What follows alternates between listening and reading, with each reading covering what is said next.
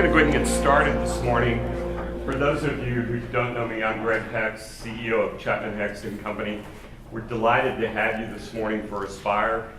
Aspire was designed as a program for those folks who wanted to take their knowledge to a whole new level, particularly people who wanted to move to the, I'm going to call it C-level thought process, whether you're a CFO, COO, CEO, president, whatever that is, and that different operational mentality. I think we're going to find also this morning, just to give you a heads up, that there's going to be a lot of people wandering in late. As I was coming in early this morning, I understand that 75 is blocked at Bush. Spring Creek at the tollway is blocked. 380 up north is blocked. They've had a number of really bad accidents this morning. I know a number of our people are stuck in traffic, so we will continue to work through that. Wow. But Mr. Kramer, just so you know, you'll probably have a lot of traffic coming through as you're working this morning. It's the late traffic rolling through. We want to make sure and remind you also that there are videos of these presentations on our website. If you're looking for information on any of the topics, make sure and go back.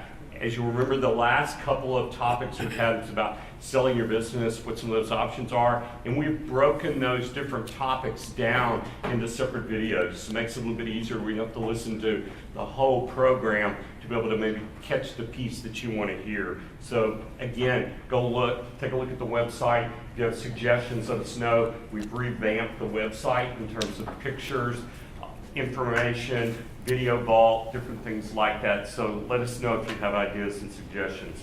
Of course, this session today will also be videoed, and we'll have it posted, and we'll send out something to let everybody know whenever this is posted. There are also handouts today with supplemental information, and we've put Lane's information there along with a business card in case you wanted it. And then there's also a CPE form, credit form there, if you'd like to have that. If you'll turn that back in on your way out the door today, we'll be glad to make sure you get credit and get a certificate from us for the time this morning. Come on in, just make yourself at home. I'm going to do a quick introduction of Lane and then turn it over to him, and we'll jump into the program. As I mentioned, our speaker today is Mr. Lane Kramer, who's president of the CEO Institute. Lane's real job is he helps CEOs and presidents and other senior execs, including CFOs and controllers of privately held companies, become world-class, high-performance business people. He also has a passion for helping these leaders to understand how to integrate biblical principles and values into their business operation. He's formerly a commercial banker, Republic Bank of Texas. It's a name we hadn't heard in a long time. No. And Texas Capital Bank, and also a publisher of a book called The Money Source, who earned his CPA certificate after graduating from the University of Illinois with a degree in accountancy. He's been married to Melanie for 33 years. They have one daughter at medical school at UT Southwestern, and they attend church at Highland Park United Methodist. He's going to talk to you today on the topic of 10 characteristics of great business leaders. Please help me welcome him.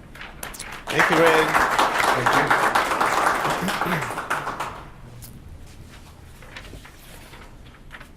you. Good morning.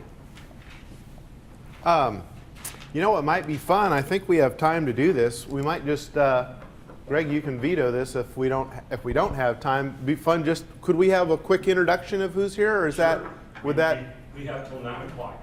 We have till 9 o'clock. I think that'll be fine. Just for the other folks, just to hear who you are. Just one or two sentences. I'm Dave Ziegler, and in earlier life I was an Arthur Anderson audit partner, but long gone before the implosion. I currently just do high-end interim assignments. I'm a mentor at SMU and on the board of several nonprofits. I'm active in the business school and an entrepreneurial. I critique business plans from the entrepreneurial classes. I've been a licensed CPA for 43 years, and both in the state of Texas and in Michigan, where I started, again, Dave Ziegler. That's great. Thank you so much. Let's go way down there and then come across. I'm Bob Hudspeth, recovering banker. I'm in step one, I admit that. And I do consulting to community banks on mainly international and transactional banking. Awesome. Thank you so much. Yes, ma'am. Hi, I'm Mary Anderson, and I work for Brinkley Sargent Arkansas. Great. Good morning, I'm Monty Milner. I'm the COO of SMB Suite. SMB Suite is a cloud services provider of Dynamics, Microsoft Dynamics Great Plains ERP, and Microsoft Dynamics CRM. Very good. Terry Baumgartner with CBIZ Valuation. We do business enterprise and business asset valuation work. I'm Dennis Heiser. I'm retired from both Texas Instruments and Deloitte Consulting. I do a little bit of consulting in other small businesses. Great. Laura Vanley, good morning. We're just briefly introducing ourselves. This is my office mate in my building. Good to see you. Hi. Good to see you. We're just introducing ourselves. Okay, I'm Laura Vanley. I'm with Briar Capital. We're an asset-based lending company serving companies that have financing needs between $100,000 and $10 million. Thank you, Laura. Let's see. Yes, sir. Kim Nolan, Controller, Thomas Reaper Graphics. Very good. I think I've played golf with your boss before. Yes, sir. I'm Craig Campbell, provide consulting services to commercial real estate owners and users. Very good. Thank you. Jan Clocker, semi-retired, high-tech, gas investing. I want you to train me how to do that. Semi-retired. That sounds pretty good. That's the way I can describe it to my wife. I said I'm retired, but she says, no, you're not. Thank you. Yes, sir. My name's Tom Jewell. I'm VP of Finance for Butler & Posh. It's a law firm that specializes in foreclosures and started out in the Eastern Coast, and now we're taking on operations out in the West Coast, trustee services. Tremendous. Jeff. Jeff Wilt, Executive Principal, Alpha Testing, Civil Engineering Firm, 270 employees in Texas. Geotechnical Engineering is the specific branch. Thank you, Jeff. Yes, sir. We're late on Michael Wald, part-time lawyer with Underwood Perkins, judge and writer. Judge and writer, did I hear? Wow. Interesting man. The world's second most unusual man right here with us today. That's a broad. Chris. Chris Fleming, Alexandria Industries. Primary focus is contract manufacturing of aluminum extrusions, and I'm the general manager of our facility here in Dallas.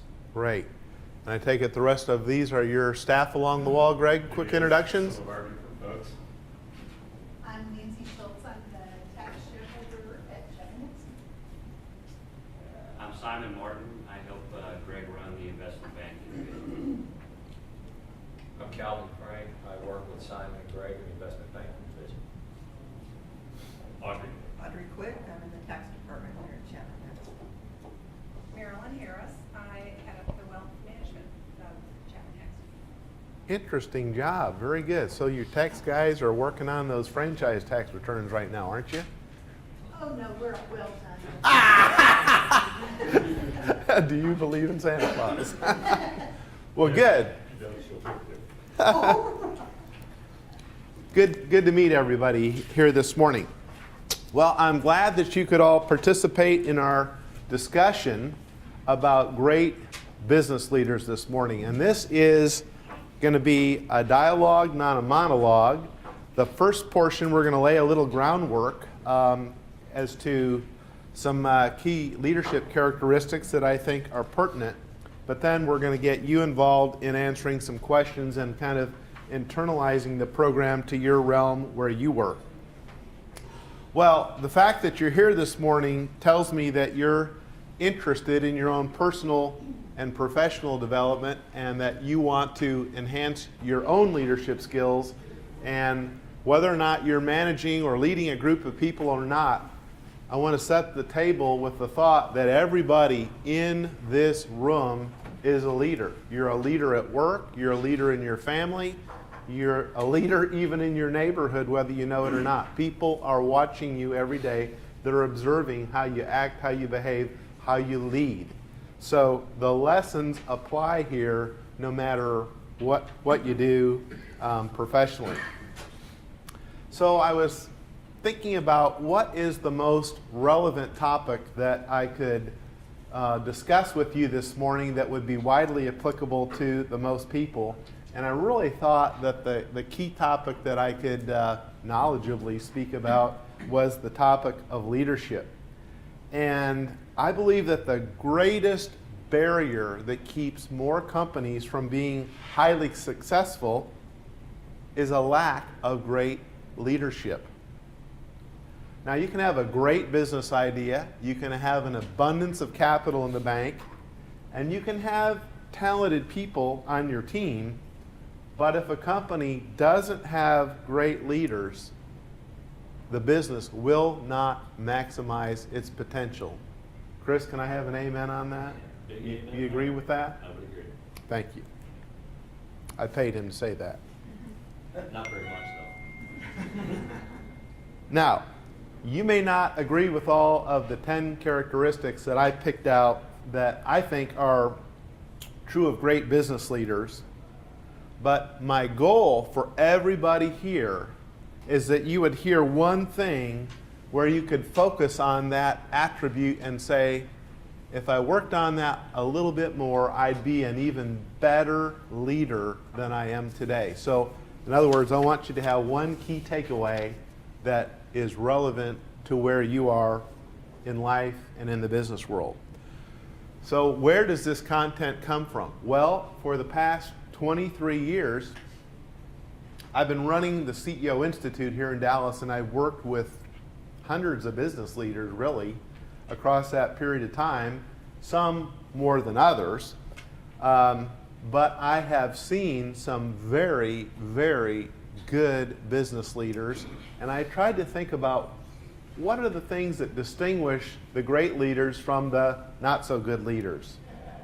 So, as I said, we're gonna spend about 20 minutes putting 10 characteristics on the table for your consideration, and then we're going to get you involved in a discussion mode with 3 questions at the end. All right, so here we go. Here's characteristic number 1. First of all, great leaders develop a clear and compelling vision of where they want their organization to go, and they're able to articulate it in a way that their associates feel compelled to see that vision realized. Now, this last Friday, I was privileged to hear the lady CEO of Popeye's Chicken, very impressive lady. When she took over the company several years ago, it was in a tailspin. The business was not doing well. They were losing market share. The franchisees were not happy because they were not making money. So she said the first thing I needed to do as the new CEO was to establish a new vision. And what she called it a daring new destination or vision around which the employees could rally. So here's the vision statement that she came up with. She said that our vision at Popeye's Chicken will be to become the hottest concept in quick service restaurants by 2013. Let me read it one more time. Our vision at Popeye's Chicken will be to become the hottest concept in quick service restaurants by 2013. One sentence, had a time frame, and easy to understand. Not real complicated, not a paragraph, not a page, one sentence, and she drilled that vision into all of their employees so that they could know, what are we trying to become as a business? Now, one of our CEO Institute companies is called Ideal Impact. It's a really unusual business in that they help Christian churches and schools and ministries to dramatically lower their energy bills. They used to do it for commercial buildings, and now the owner refocused the business to a new vertical market. Their vision is to help their clients move $1 billion of money that they're now paying to the energy companies back into their ministries over a 20-year period of time. And to date, they've realized about 1/3 of that vision. It's bold, it's big, it has a time frame, and it has a significant purpose, helping the churches and schools to lower their energy bills so that they'd have more money to sink in their operations of running their school or church or ministry. And their employees get juiced about that vision. They're helping to achieve it on a day-by-day basis. Number 2, I think great leaders exhibit an intense desire to see their customers be successful. They are for their customers' well-being on a professional and personal basis and exhibit a strong service ethic. Great leaders focus on way more than just the profits that their customers can generate. They genuinely desire to have their customers' businesses and their customers' lives enhanced through their association with the company. They model this intense desire to their associates in the company as well. I maintain that if you as a leader and your leadership team really focuses on helping your customers to be successful, then the profits are going to flow into your business over time. So job one, be for your customers' success. 3, great leaders recognize and attract top talent to their company because they understand that top talent is the ultimate competitive differentiator in any business.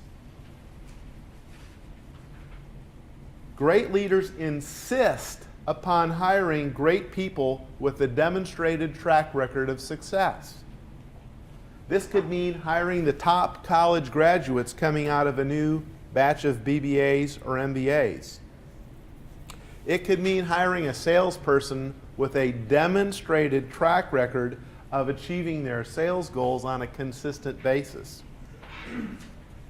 It means hiring people that you can see all along from high school to college through their careers, they've sought out leadership positions.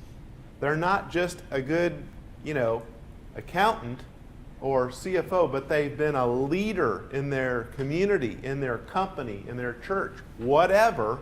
They aspire, good pun for this morning, to be a leader, and you can see their leadership footprints in the sand.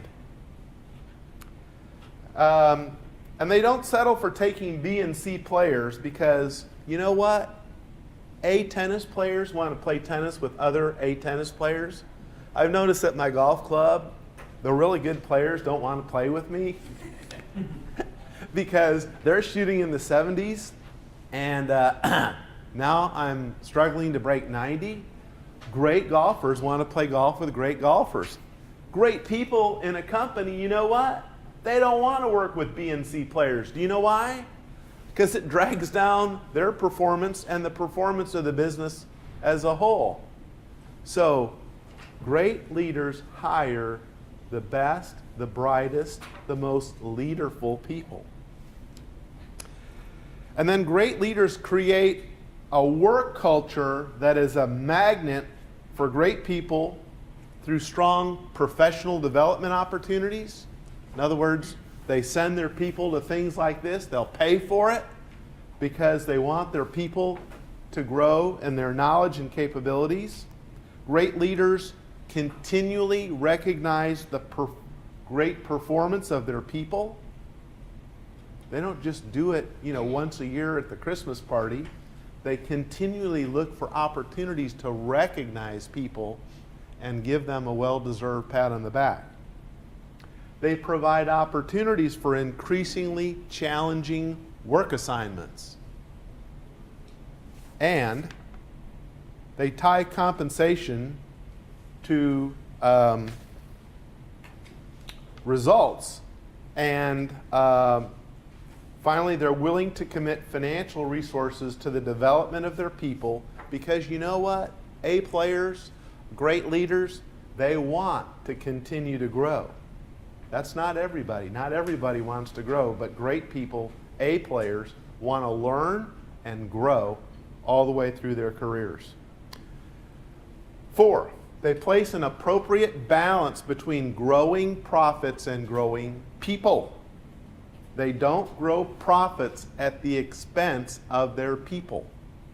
They focus on growing their people as workers, managers, and leaders who can then grow appropriate profits for the business. They're always trying to help pull their people up or give them opportunities to go up. They understand that they need to generate a respectable profit over a period of time so that they'll have the internal resources to grow the business. But they never forget that it's the people that grow your business. So they invest in their people. 5, they have a strong desire to help their work associates be all that God created them to be professionally and personally. Now, this is my personal opinion here, but I believe that God has endowed everybody in this room with a unique set of talents, skills, abilities, and interests. And great leaders are really good at understanding the unique qualities of every employee and then finding a spot in the company that's best suited to leverage your unique giftings. So they attract top talent, but once they get it, they figure out, what is this Chris Fleming guy really good at? What's he interested in? What's his natural aptitude? You know, what part of the business can he excel at if he's just given the opportunity? So they put people on the right seats on the bus, as we would say. And then great leaders really delight in seeing their colleagues grow personally and professionally.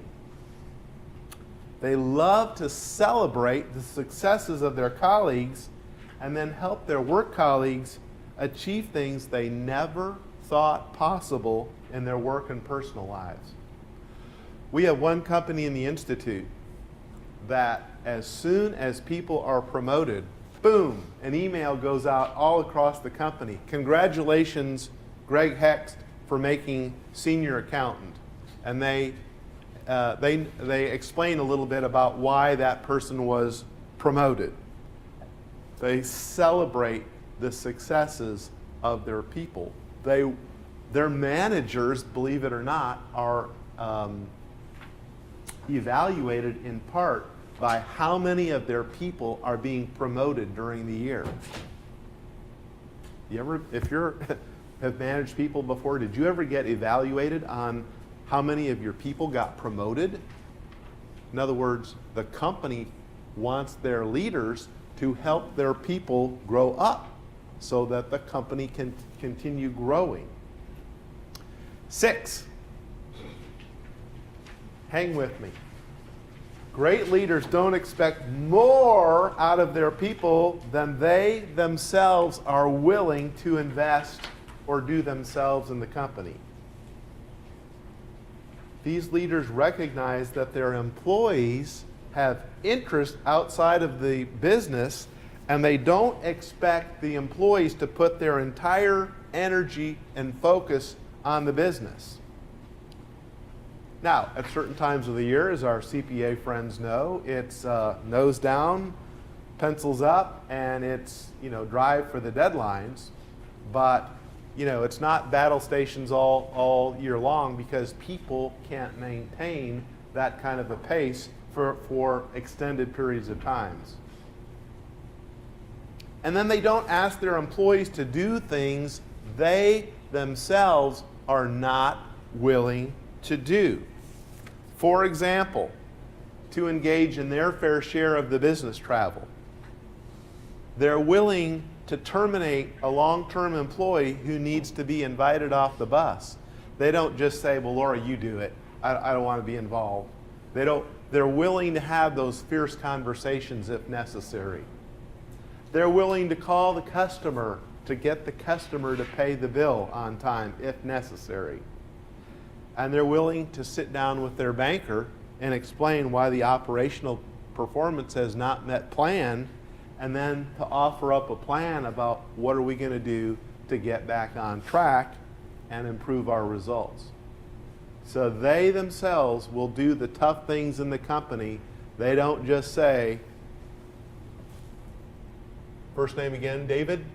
They don't just say, David, you take care of the dirty business. I'm going to do the easy stuff. They are in the harness with their fellow leaders.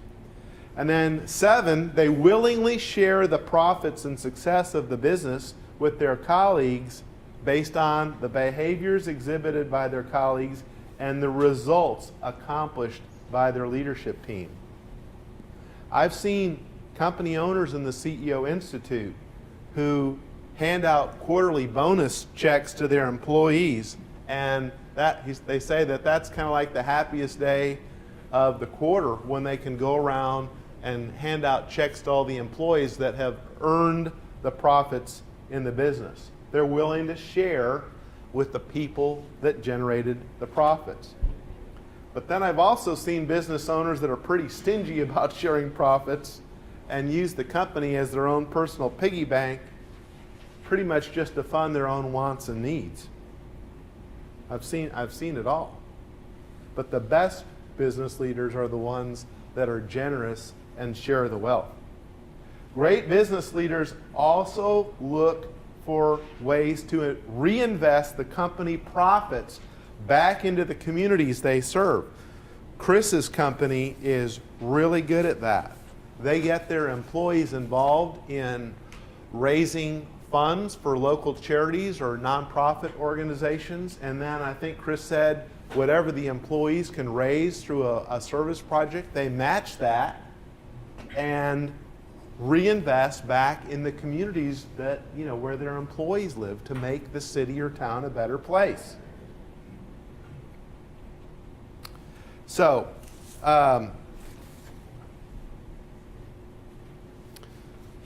let's see if I've got here. All right, was that?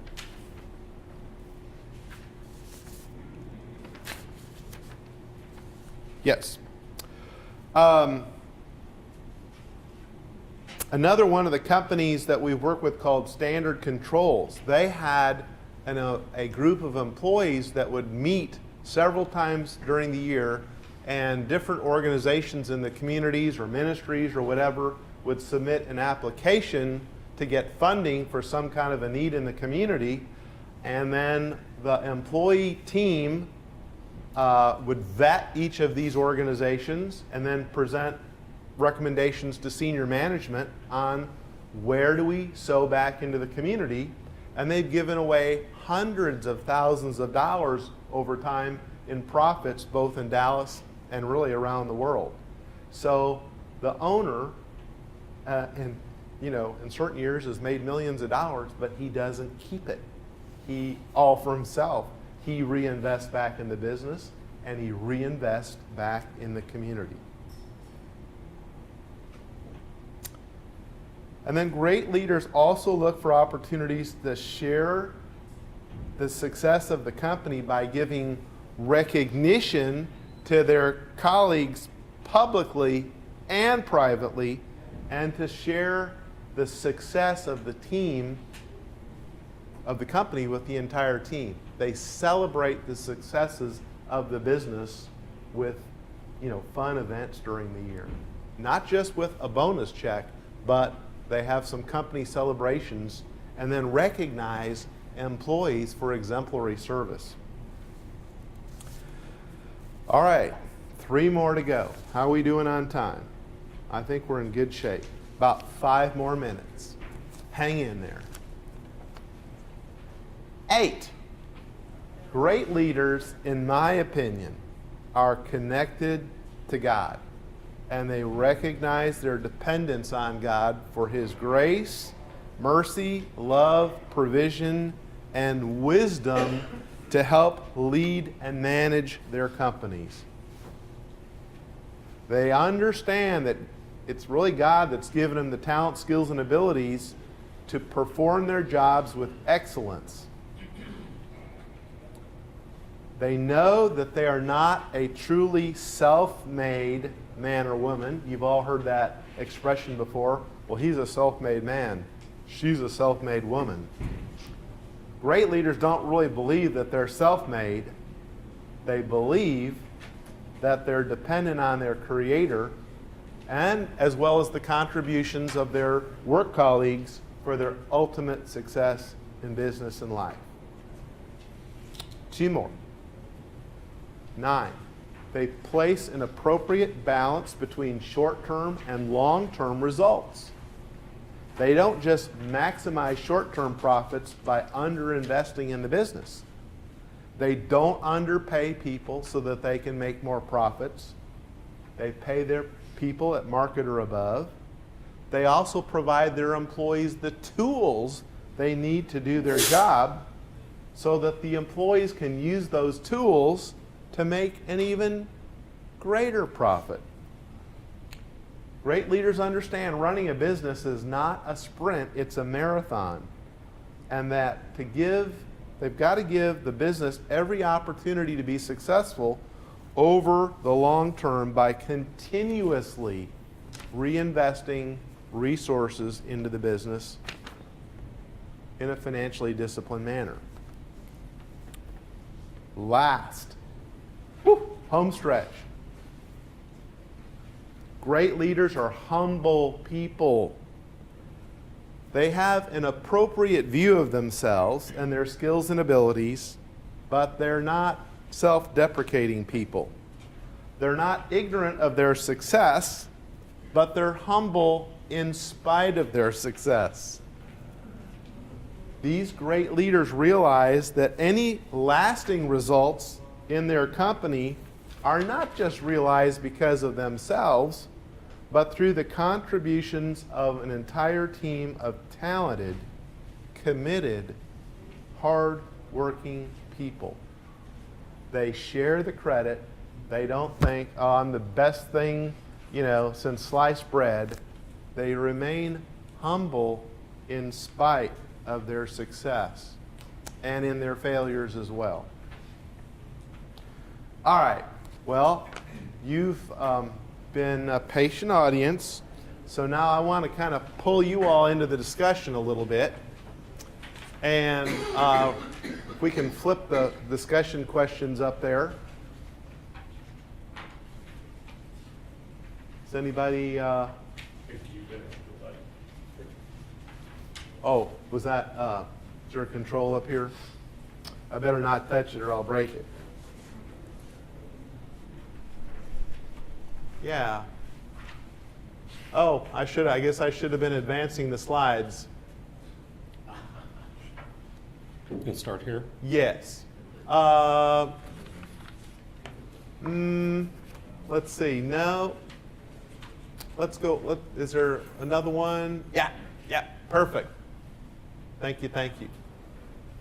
All right. So the question I wanted to throw out for your discussion was, can you provide an example of a great leader in the business world with whom you have worked and explain why was this person such a great leader? Anybody have an example of someone that you think stuck out in your mind as being an exemplary leader, and why did you feel like they were such a good leader? Think back during your whole career. Who's the best leader you've ever worked with? Well, I've got one, Kip Kendall at the Container Store. Okay. He's done real well and spends a lot of time in money training his employees. He invested in the development of his people, which was one of the characteristics. And they've gone public here, I guess it was a couple of years ago. They did. They've done real well. All right. They're local companies. Okay. Helping his employees to learn new skills, to rise up, become more leaderful, more knowledgeable. They do a lot of product training. Okay? He invests in his people. Monty? Lane, I was fortunate enough to work with Sam Malton. Oh. And he hits all of them from He embodied most of these things that we were talking about? all of them. All of them. Cool. Way to go. Great. Thank you, Monty. Let's rapid fire. Let's hear some more. Yes, sir. When I see this, I always think of a guy named Jerry Junkins, who was the chairman of Texas Instruments back in the middle '80s. Right. And he took over at a time GI was really having a lot of trouble.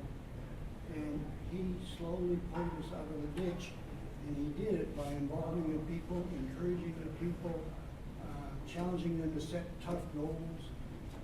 It was really a people-oriented thing. People from all over just wanted to just rise up and just help pull it right out of the ditch. And boy, he did it. It was just amazing how he did it. He was just an inspiring leader, set a compelling vision for TI. Yeah, And there was more than that. I mean, yeah. he was always involved with the people that said, can you make one more step? Can you do one more thing? Can you? Really challenged his people to grow. Okay, not satisfied with the status quo. Okay? All right, thank you. Jerry Junkins, famous business leader in Dallas.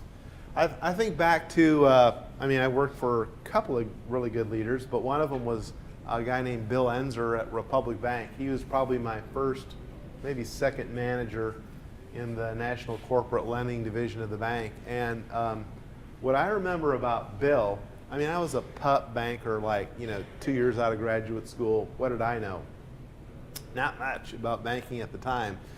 But he took the time to sit down with me and coach me and train me and explain things to me and really invest in me as a young banker so that I could be competent to do my job. I was calling on CFOs, controllers of public companies out on the West Coast. And, I had to come up to speed, to warp speed pretty fast in order to be, credible at 25 years old. And so in addition to spending time with me, just training and coaching me, the other thing I felt was one of the characteristics is I felt like he was really for my success. I always believed he wanted me to be really successful as a banker. When a parent or a colleague just believes in you and you know that they're for your success, you'll run through brick walls for that person to get the job done, right? If you're working for a great leader, you know they're for you. You know that they're not doing this on you at your expense to their benefit, but they're wanting you to be successful. It'll get, out of me, it gets 125% effort. Bill Enzer was for his people, and you know what? It's kind of like, okay, I'm going to do whatever it takes to help this guy be successful. He wants to help me be successful. My reaction was, I want my manager, Bill Enzer, to be successful because he's getting evaluated by the executive vice president of the division. So, you've heard that expression, what you sow, you reap. Well, he was pouring good stuff into me, and I wanted to make him look good in front of his boss. So think about, what you give comes back to you, doesn't it? Any other last examples of great leaders that you've worked with? How about Jerry Jones? Never mind. Okay. Let's see. Let's advance to the next slide. All right. So, I threw 10 out there, but honestly, if I spent 2 more hours thinking about this, I might either come up with more characteristics, certainly not limited to these 10, or I might add 1 or 2 and subtract 1 or 2. So, as you think about the leaders that you work with, that you think, man, that gal is a great leader, what other characteristics would you want to add to the 10 that we already threw out for discussion this morning? What's missing on the list that you think, way in the corner? I think great leaders aren't afraid to fail. Ah! They admit their mistakes and learn from them. They're risk takers, right? Not Calculated risk takers, not reckless risk takers, but they're willing to take risks or the organization doesn't grow. And the second part of what you said, they take risk and what? They learn from their mistakes. They learn from their mistake. Willing to say, I made a mistake. Oh, humility. Right.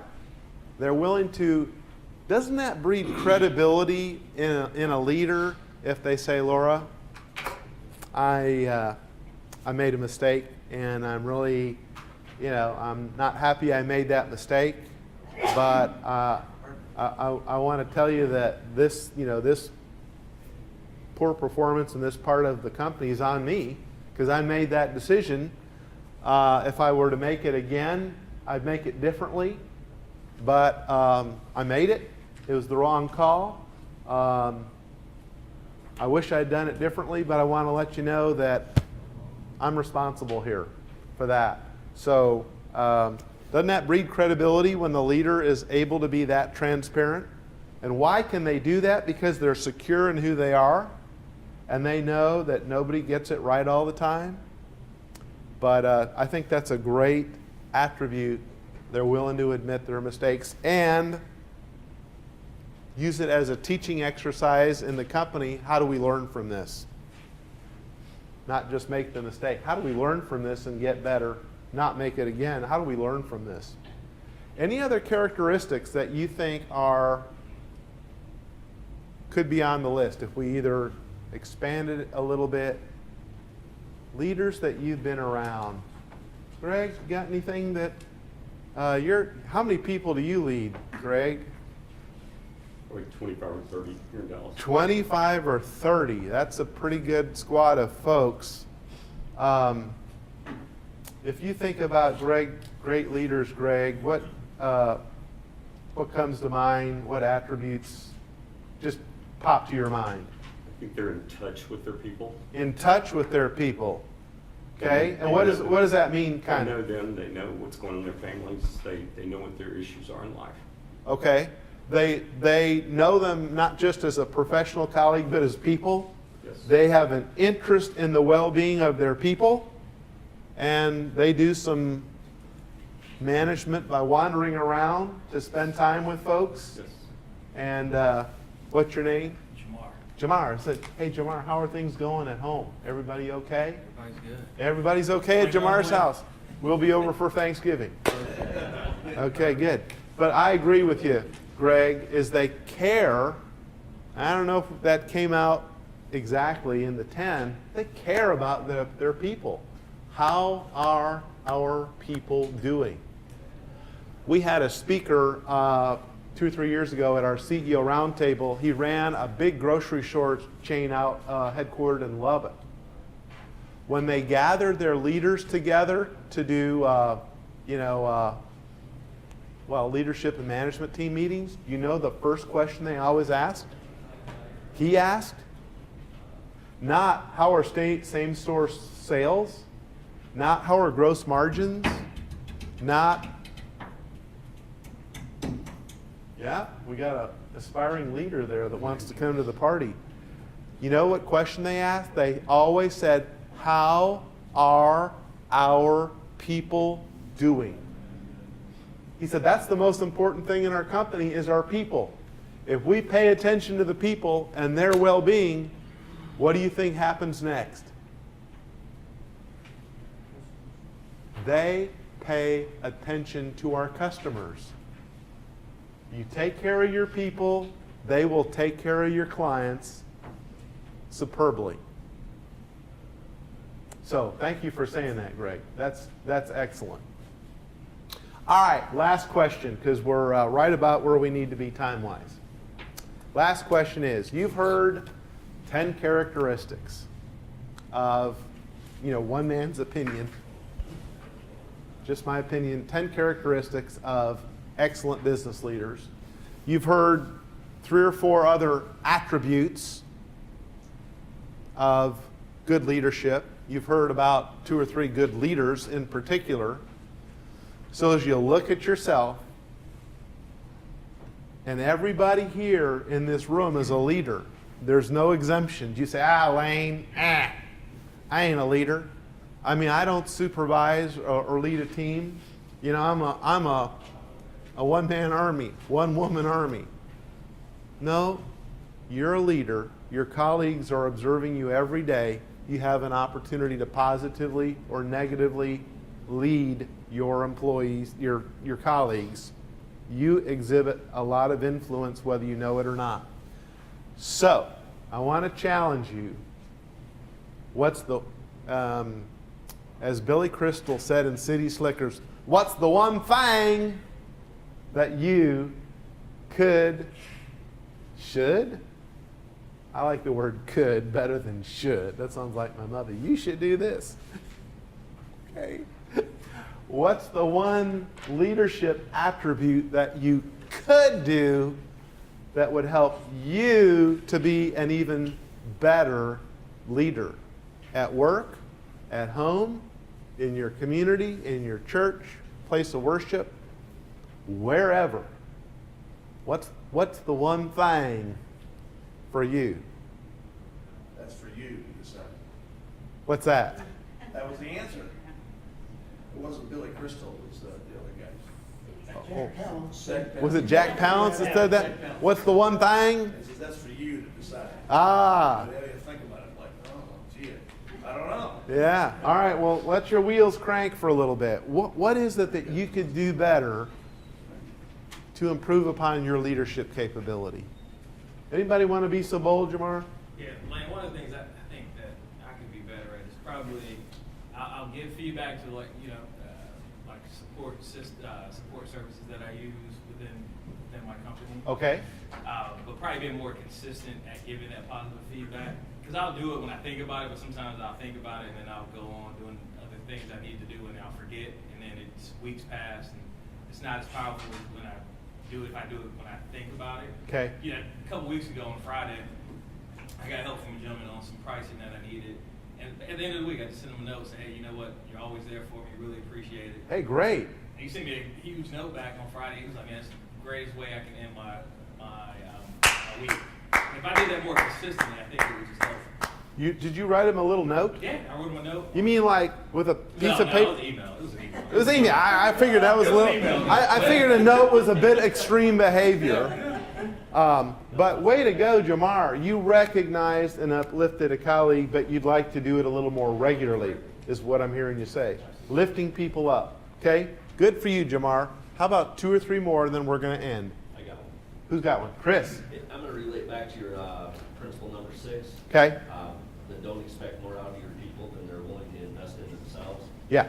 Well, one thing that I know that I probably consistently do wrong is I'm a very optimistic person. Uh-huh. I consistently push people. Yes. And sometimes I maybe push them a little bit too far. Okay.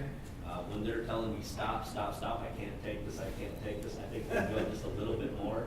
And sometimes I end up pushing people over the edge. So I think finding that balance and make sure that I'm seeing what people's eyes are, when they're jumping into the deep end and they start sinking, then maybe I need to be pulling them out a little bit quicker. Okay. When And you say no, I have to understand that they need no. yeah. And recognize that everybody has a different level of capabilities. We can't expect the same thing out of all of our people because you know what? They're not wired with the same level of aptitude and capability. All right, one more brave soul here. I'm going to go back to the lady in the black suit. The lady that manages the entire tax practice for Chapman Hex.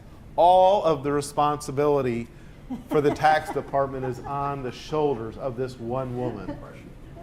No pressure is Nancy, right? Mm-hmm. Nancy. Yes. Mm-hmm. Okay, did anything come to mind today, Nancy, that kind of challenged you a little bit to say a little more emphasis on that and that would help me to be an even better leader of the tax area? Yeah, probably not to expect as much. Not to expect as much? Right. Be realistic in our expectations of people? Right. Okay. Well, very good. All right, great. Well, for the rest of you that didn't offer up anything publicly, I hope that you will think about the one thing that you can do better to improve as a leader. And I think you have a handout that has the 10 leadership characteristics. And should you so choose, if there's another leader in your company that would benefit from seeing that, make a Xerox and give it to them. And then, in 48 hours, 72 hours, get it out of your reading stack and look at it one more time and just think about the discussion today about being a great leader and reinforce some of those things we talked about today. So thank you for paying good attention this morning. I hope I've helped raise the bar on your leadership abilities, and hope the rest of your week goes well. Thank you. Thank you. A couple of things, just housekeeping before we let you go. If you do want CPE, just remember, please turn in your forms. We will keep you updated as to when our next Aspire meeting is going to be. We will not do one in December, maybe not in January, just depending on how busy the schedule is with everybody that time of the year. But we do want to make sure if there are topics that you would like to hear about, things, or if you know of speakers that you think would be good, let us know. We're always looking. We're always trying to find things. We are actually talking to a firm now, maybe to come in and talk about brand management and what to do, help people with their brand. Also somebody to come in and just talk about all the 401k issues that are going on in the marketplace, changes, DOL problems, different compliance issues there. So we're always looking for new and different topics. We'll have 3 or 4 sessions in the spring before we stop again for the summer. So let us know if you've got ideas. We're very, very open. Let us know if you've got questions, if you need information about today, let us know. We're delighted you came, and thank you so much. Have a great week.